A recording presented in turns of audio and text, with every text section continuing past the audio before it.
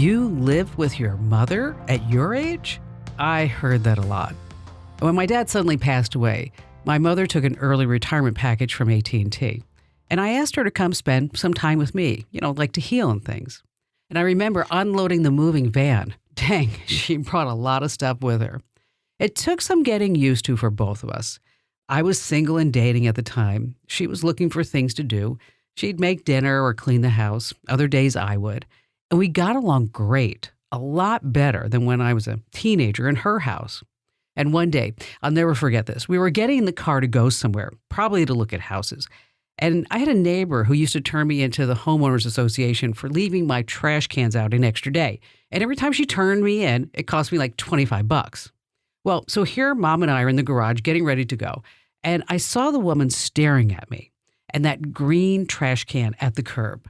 So I said in a really loud voice, "Hold on, Mom, we can't go yet. I have to bring the trash can in before my neighbor calls the HOA police again." To which my mother said to me, "Just because she's a nasty woman doesn't mean you shouldn't be a good Christian." Well, that was her sense of humor. She didn't even know that was funny. Well, I got married, moved into a bigger house, and she stayed. And she threatened to buy her own house a few times, but I'd always talk her out of it. I loved having her around me. She helped me so much, especially when I had Ian. I mean, she was the second person to hold him. Barry, my husband, well, he was the first. And then as Ian grew up, they were more like brother and sister many times. And Mom took care of him. She watched him. That's why Ian never went to daycare. And one day she called me at work. Oh, she was so mad. She said, "You better get home right now. I can't stand this kid anymore." And I'm like, "What happened?" She goes, "Just come home." So I hopped in the car, flew home, and I opened the garage door, and she's standing there ready to go. And I said, "What happened?" And Ian was laughing. Well, here's the story.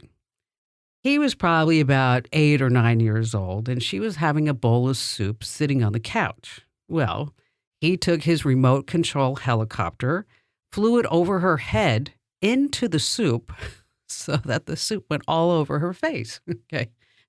She didn't think it was funny. Ian said it was just an accident. But anyway, we have so many stories like that. We traveled, countless places.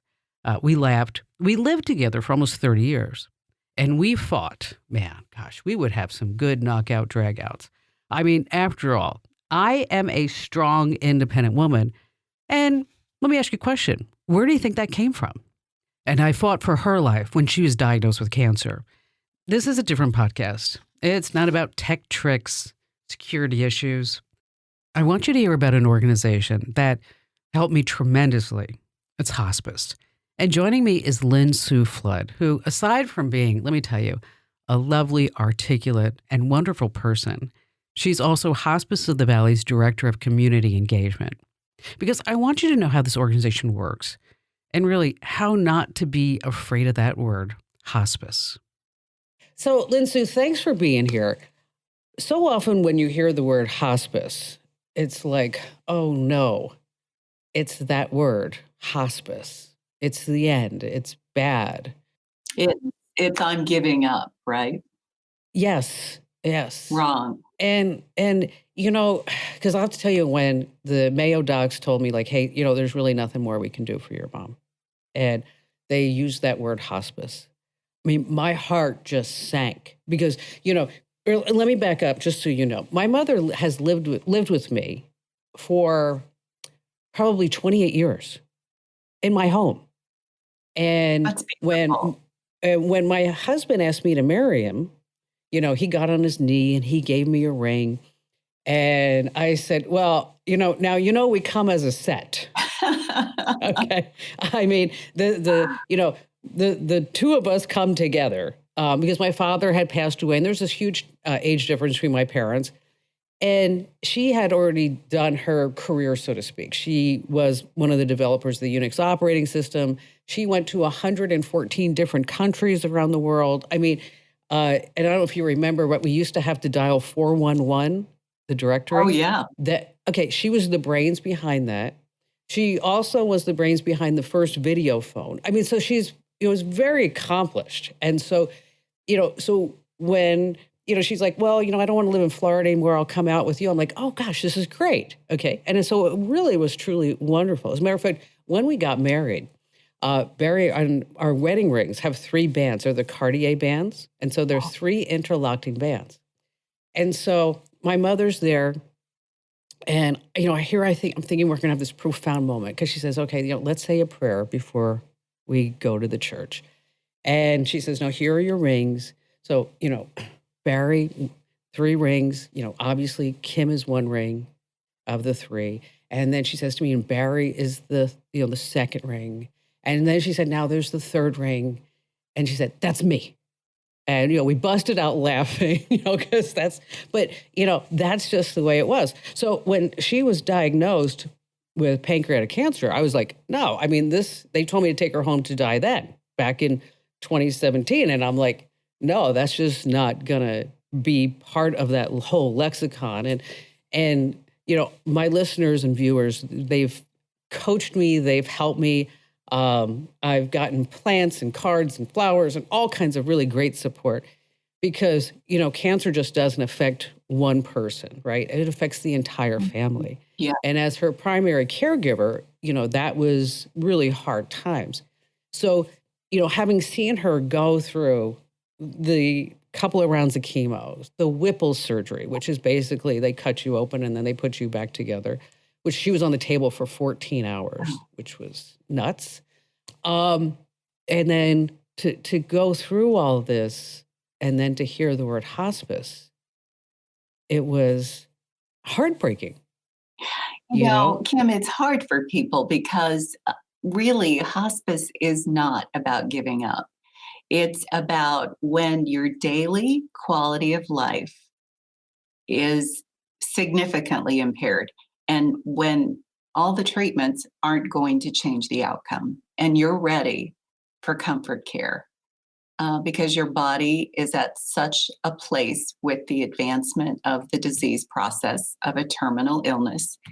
Correct. That's really the best way to improve your quality of life. And if people stay away from hospice because they think they're giving up, then it's a kind of a misconception because it's causing them needless suffering.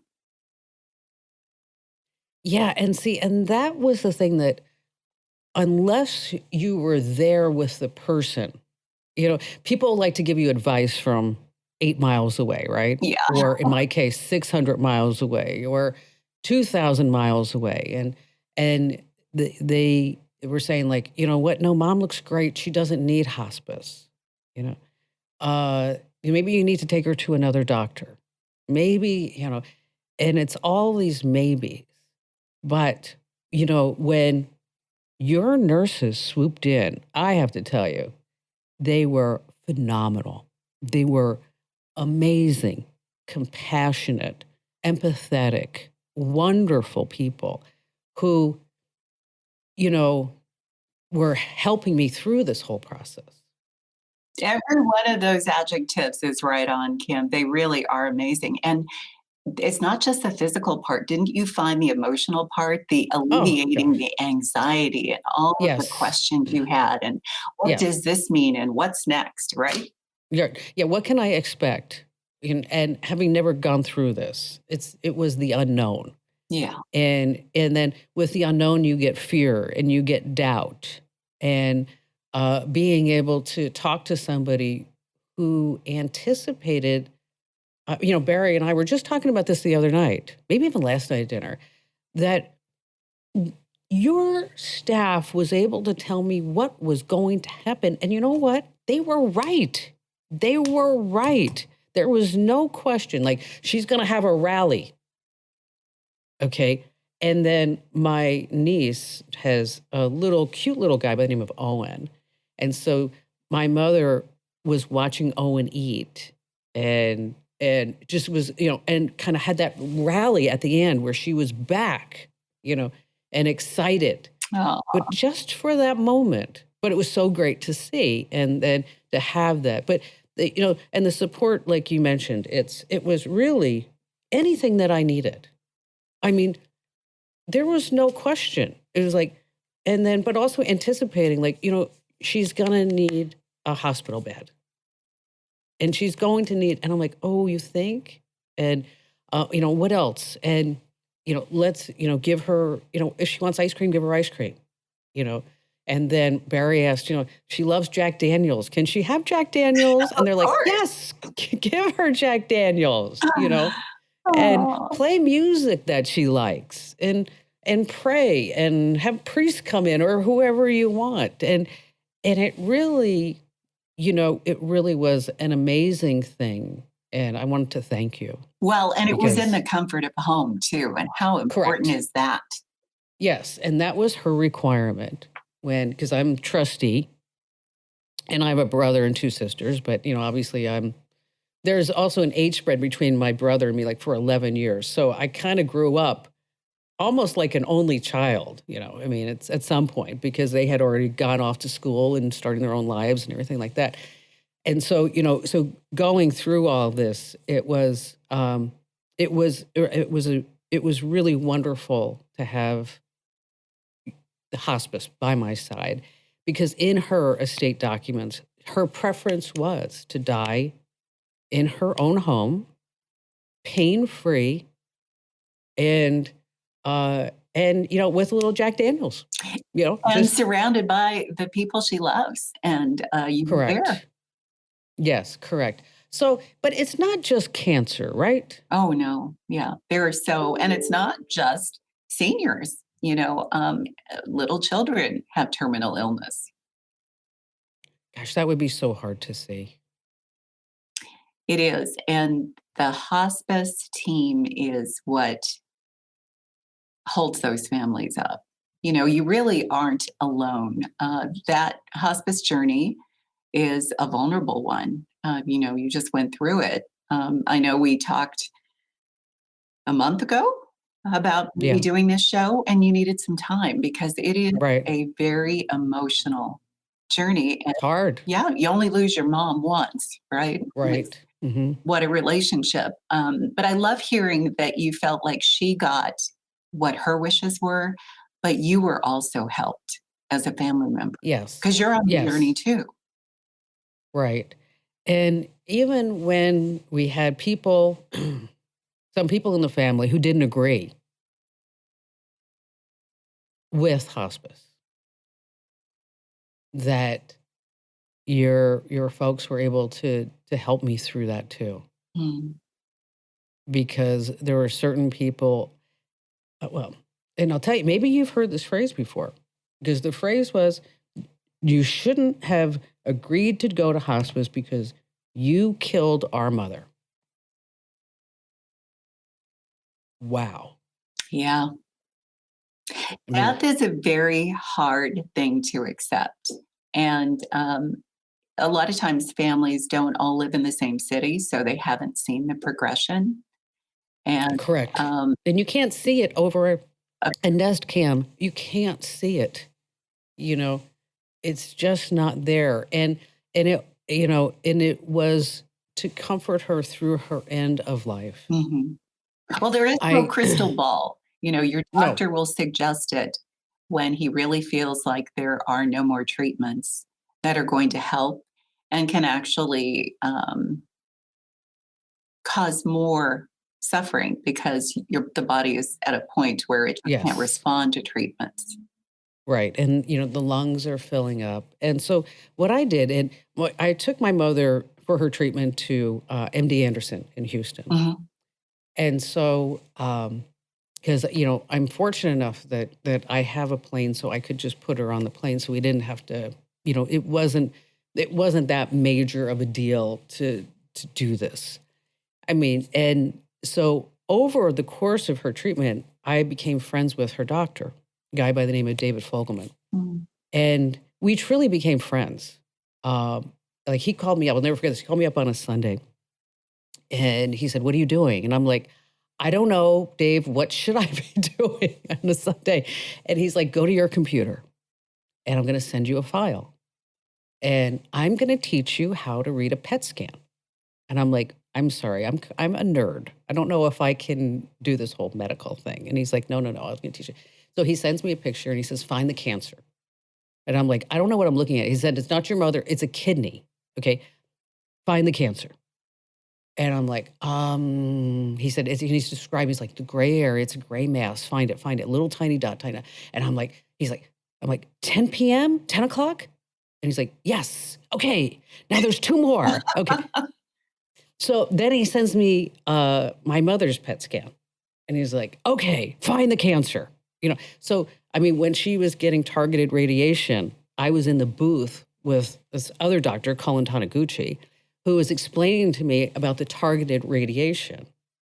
And so much so that he was giving her targeted radiation on a tumor. And he looks at me and goes, oh, crap, Virginia, you can breathe now.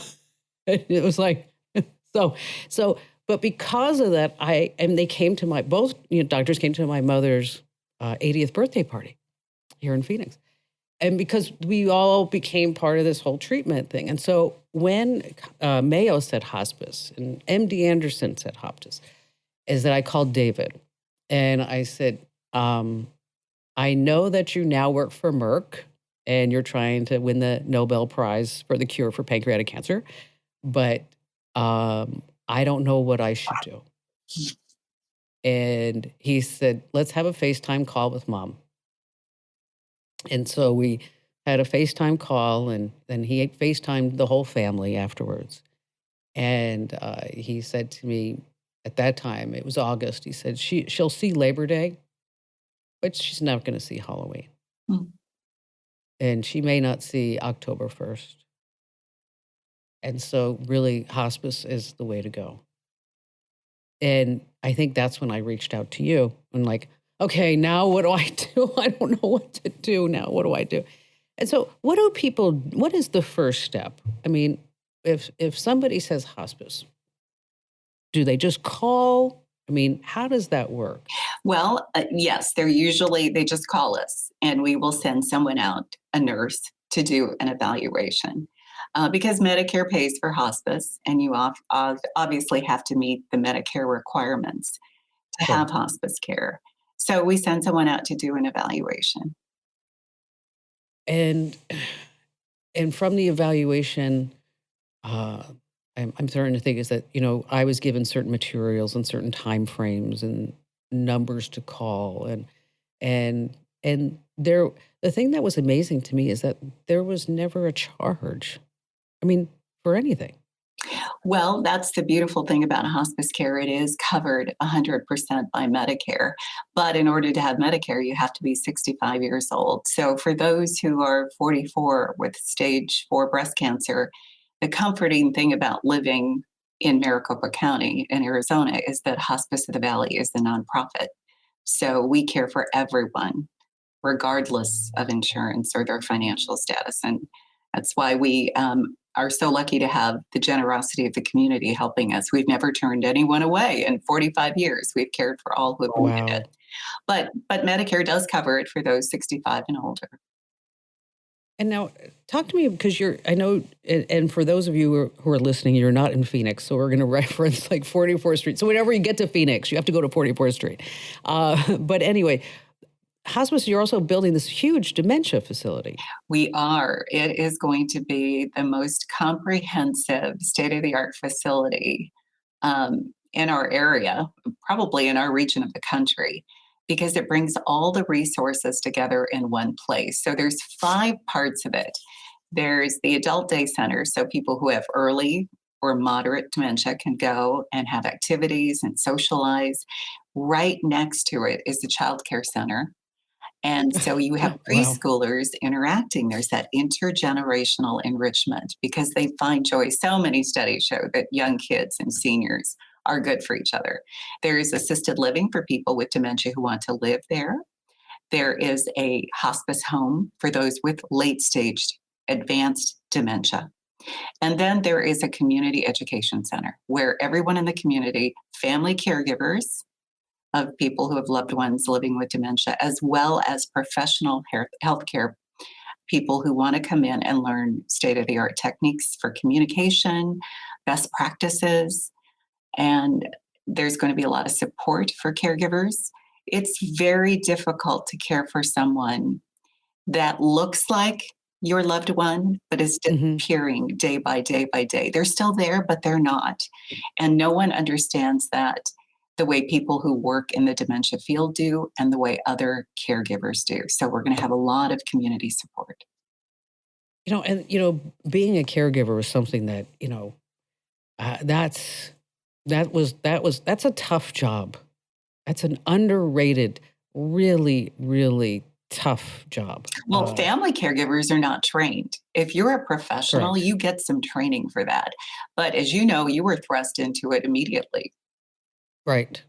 And and my whole thing was just to fight, fight, fight, fight, fight. Right. Mhm. And then also making sure that even, then the pandemic hit. Oh my gosh, Oh, yeah. you know, but then to make sure that everything that was sanitized and, things, people coming in to even fix something, I would like, put her in a bubble. I'm like, because at that time, during the pandemic, she was cancer free. I mean, going about her day and everything. And then, but being a caregiver, I have a whole new respect for anybody who does it professionally or for their family because it is a very hard task. I mean, And very often, caregivers' own health really goes downhill because they're putting this other person first. They're doing things when the other person's sleeping instead of sleeping themselves. They don't really pay attention to their own health and wellness. And so we do lots of things about teaching them to care for themselves so that they can be their best for the person they're caring for. oh, I can tell you. I mean, yes. I mean, raise my hand. I mean, I put everything off to the side for me. Yeah. I mean, but still I was on, I'm on the air every day and on the weekends and doing this and running a company and doing Bloomberg. I mean, and but it wasn't until probably, I think probably maybe 2 months after she passed that I was going up Camelback and I felt free.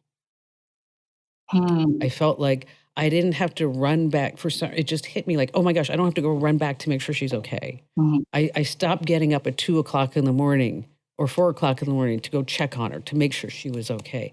And then over the holidays, my son goes to USC and we were, together traveling around. We actually went to New York and stuff. And he said to me, he goes, you're different. And I'm very close to Ian, very close. And I said, what do you mean? And he said, he said, I feel like I got my mom back. He said, Aw. he said, he said, you don't, he goes, I'm not afraid to talk to you because I'm afraid I'm going to set you off and you're just going to blow on me. And it was like, and you're not all stressed out. And I said, what do you mean? He said, well, he said, I was a junior, was he a junior at Phoenix Country Day School? He's a junior or senior. And he said, I came into his room and I looked at him and I said, why are you playing Xbox? It's a Wednesday night at 8 o'clock. Why are you playing Xbox? You're wasting your life. And he said, and I just started crying. Oh, And you were and so and I stressed out. yes. And I went into the kitchen and he sat there and he's taller than me and he said and he picked me up and he's like, sit down.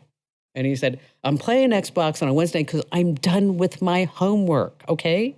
That's why I'm playing Xbox. You need a glass of wine. And he went and got me a glass of wine and said, Oh. here. But helping the caregiver, I think, is something that anybody who's listening right now, that this is paramount. I mean, this is something that you can't neglect because you're right. Your health does because you're just so preoccupied at everything else. Well, can you Um, imagine folks who don't have a hospice team behind them?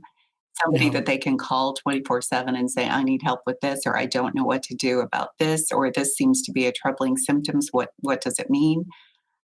That support and knowing that it's there 24/7, and it's not just a nurse. There's a social worker there. There's a chaplain yes, there. There's a volunteer who can come in. Um, and yes. afterwards, there's bereavement counseling. I don't know if you took advantage of that. No, I didn't, but they did reach out several times. And, you know, I feel she had just an amazing life, Mhm. you know, and, living to 82, I think that's fabulous, Yeah, right? yeah, And the fact that I was able to be with her for all those years, and I mean, countless trips to Hawaii. I couldn't even count how many times. I mean, I actually bought a place in Hawaii so she could live there for a while because she loved the place so much. I mean, Europe and New York, and I mean, just, you know, and the things and the experiences. I mean, she called me up once uh, or she sent me a text and it said, stuck in Nepal trying to get to Burma. I'm like, I'm sorry.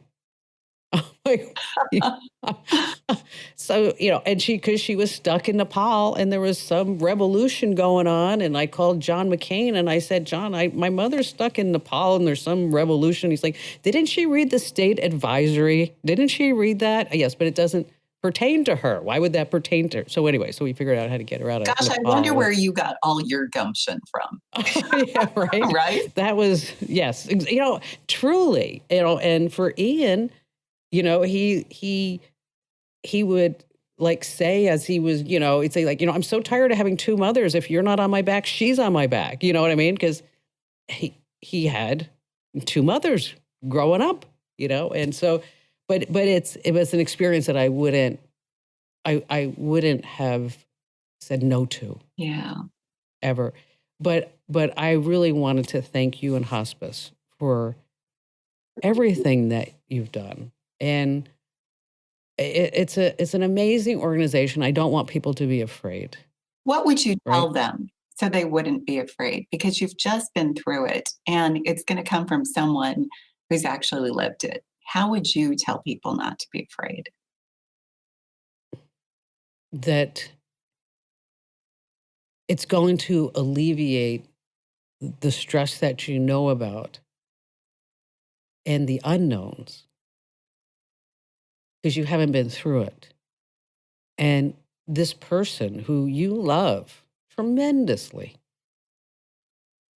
is is is going to thank you afterwards at some point when you guys get together again, because that transition where the body is breaking down, and it is, the body's a machine, the body's breaking down, and the cancer's taking over, or the dementia's taking over, whatever it may be, you know, that there was the support and that ability to call somebody, which I did at 11:30 at night because I was Freaky Friday, as I like to say, about what was happening at that moment. And if I was doing the right thing because I had family members questioning me, and the last person I would ever hurt in this entire world would be my mother. The last person. So and why would I intentionally hurt her? And there was a scream fest between me and a family member because they swore I was doing the wrong thing.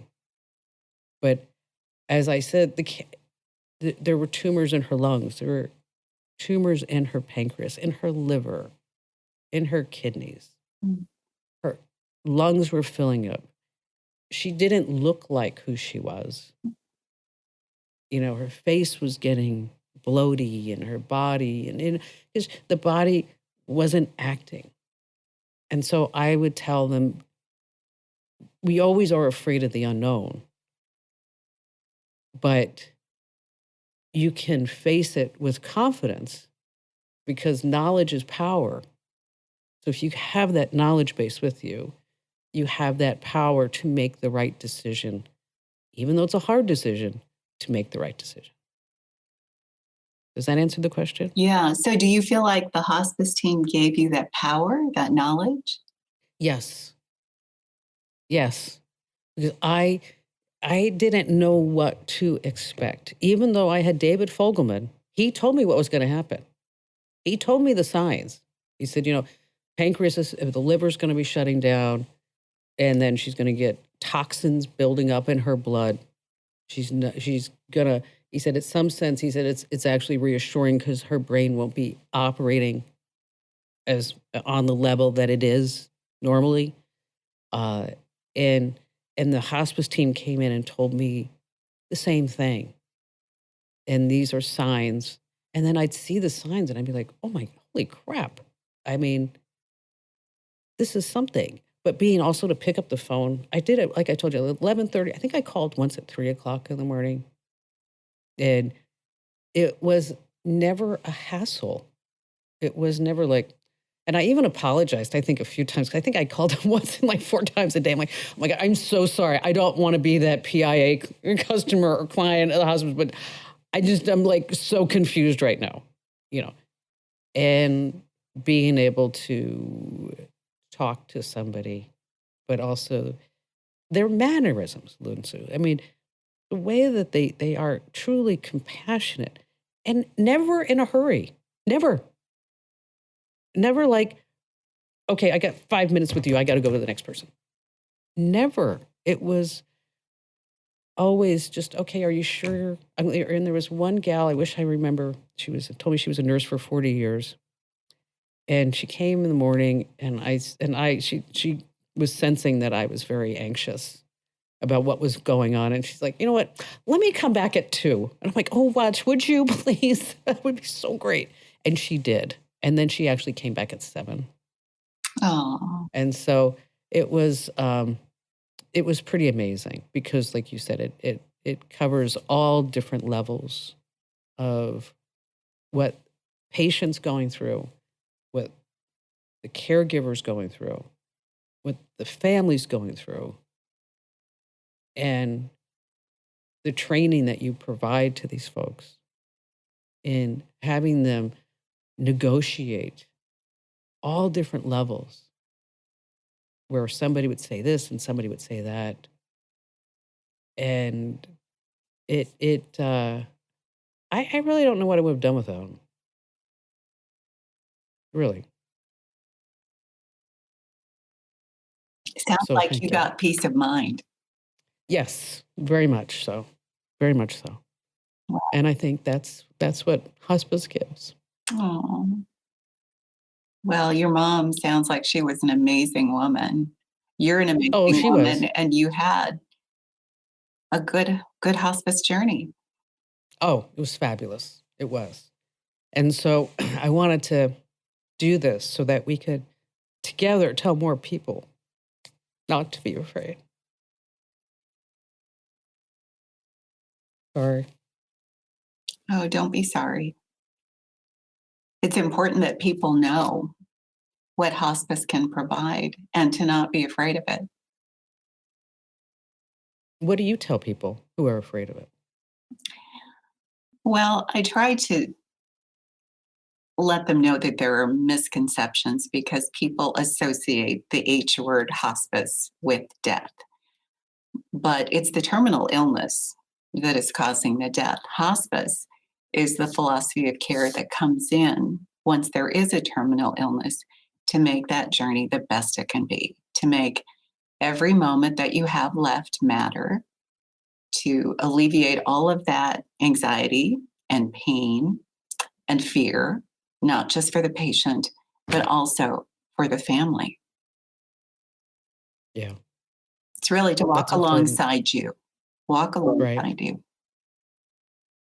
And so what are some other misconceptions about hospice that you think that we Well, should tell we already people? touched on one. People think, well, this is concierge care. You come into someone's home, it must be hideously expensive. They don't understand that it is not.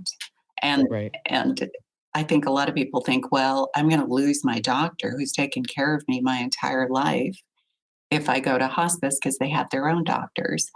But the fact is, your hospice team works with your doctor because no one knows you better than your doctor. So you don't lose your doctor. I think that's important. And I think something else people think is if I go to hospice, I'm going to die faster, which Yeah. is so distressing because it's so untrue.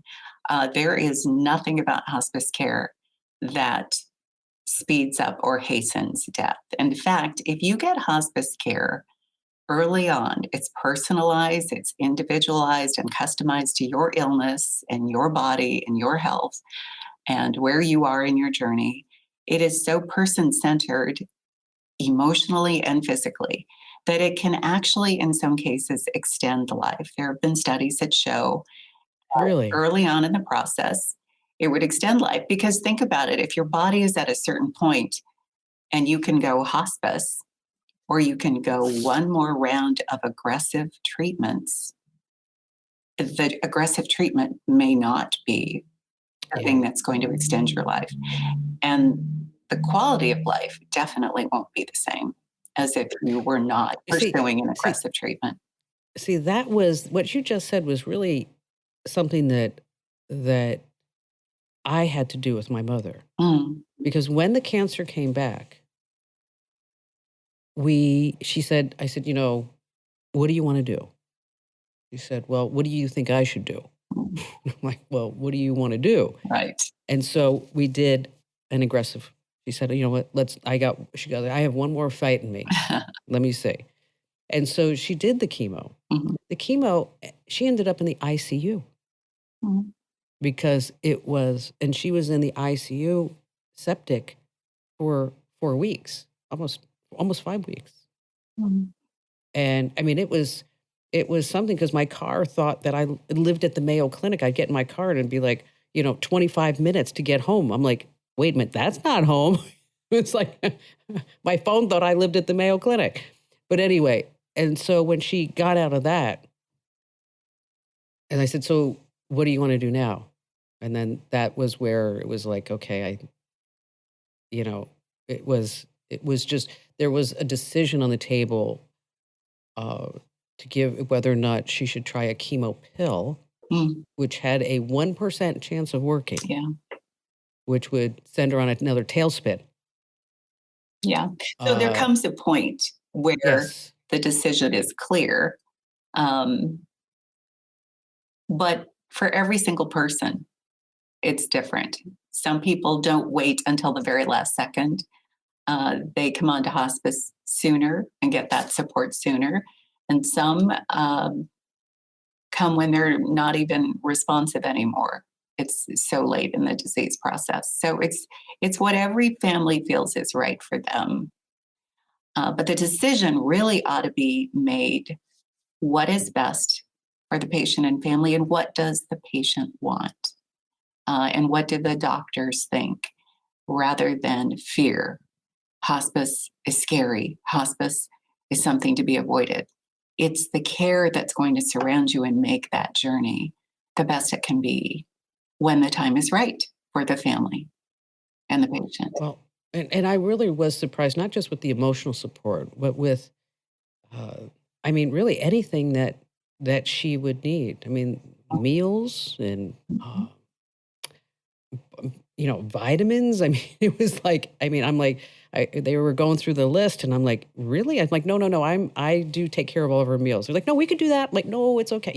Because I know what she likes but it was, again, the, my care team was really phenomenal. And if you could somehow get me their names, I'd love to Oh, I'd be happy to. Yeah, drop them a it's note. really their mission to serve comfort and compassion. They want your mom's journey to be dignified, and for everyone who's on that same journey with her to feel some peace of mind and feel supported. How do you find these people? Because these are not run of the mill people. I mean, So you know, we don't. Kim, they find us. It is they don't become hospice workers because it pays a gazillion dollars. They do it because it's a calling. They know that they can really be of value and make a difference and have a powerful, lasting impact on someone's journey at the end of life. And they feel that it's a sacred journey and that it's a privilege to be part of it. That's well, what we call the hospice heart. no, it's evident. Everybody that came in had that heart, and it was, I'm very grateful. I am. I'm very grateful. Well, I'm very grateful that we were able to be there for you and your mom, Virginia. Um, is there anything else that we should tell folks about hospice that I spent a lot of time talking about my mom. I'm sorry about that, but Oh, no. um, I mean, anything that you want to make sure that we get out? That they don't need to be afraid, and that, the other myth I think people don't understand is they think they better not get on hospice too soon because it'll run out. It doesn't run out. And you actually can change your mind. So if you were to have gotten on hospice with your mom and she got stronger and 6 months later said, you know what, I think I want to try another treatment, she is absolutely free to sign herself off of hospice, go have the treatment, and whether it's successful or not, at some point, the terminal illness, because it is incurable, would get to a point where perhaps you would need to come back on hospice. That benefit sits there waiting for you. It doesn't run out, doesn't go away, hasn't diminished. You're in control of whether you want to be on hospice or not. So you can always leave or come back. And there are many, many hospices. I don't think people realize. So the government, Medicare says you choose the one you want. And if you get on one and you don't like it, all it takes is a phone call to change to one that you want. It's very simple. It's not a lot of paperwork, but you need to find the team that works for you, that gives you the support that you need. And Sure. all hospices aren't the same, just like all radio hosts are not the same. Right. All music, all restaurants, there are differences. So, do your research and find the one that fits with your family. Well, thank you again. Thanks for coming on. Thanks for sharing, more about hospice and hopefully we've helped some people along the way and they consider hospice as a resource and not as that, oh gosh, I guess I'm dying tomorrow type of thing. Thank you for helping shed some light on it and educating and making people aware of all that we can do to help. Yeah, and shoot me the folks' addresses, please. I really want love to send each one a handwritten note I would love to do and that, just to and I say will. thank you. Thank you. Mhm. Thanks, Lynn Sue. Oh, thank you. Thank you. That was really lovely. You're so transparent um, and sincere that people trust you. I can see why. So it's one. Thank you. Oh, well, thank you. And, if I can ever help you with anything, I want you to You're reach so out. sweet. Okay? I mean, seriously, if there's anything I can do. I hope that this podcast helped you in some small way. And so, share this podcast. Just don't listen to it. Share it with other people. Together, maybe we can help others who are going through a very difficult time. And thanks for listening.